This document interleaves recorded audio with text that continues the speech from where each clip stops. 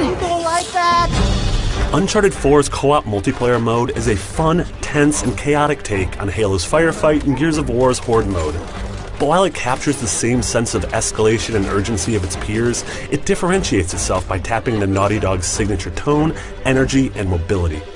I really appreciate that Uncharted 4's 50 waves of co-op are broken up into 10 separate 5-wave chunks. This alleviates the feeling that you have to devote a giant chunk of time in order to experience the whole thing, while also providing a ton of variety in locations. The strategies I used in the tight corridors and verticality of Trainwreck were way different than those of the wide-open courtyards of the auction house. I like how you can play this new mode with up to 2 pals, or try to tackle it solo with an AI companion.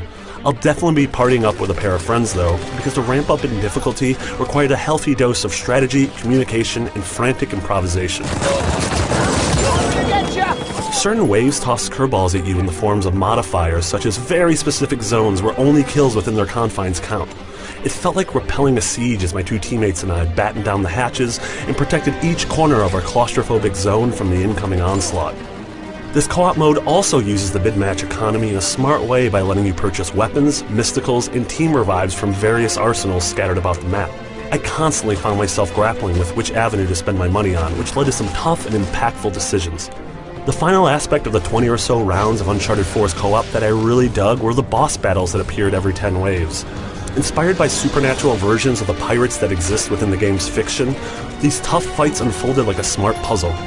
Fighting an undead nightmare that can flash across the map and create giant balls of flames felt very different than anything else in Uncharted, and I mean that in a great way.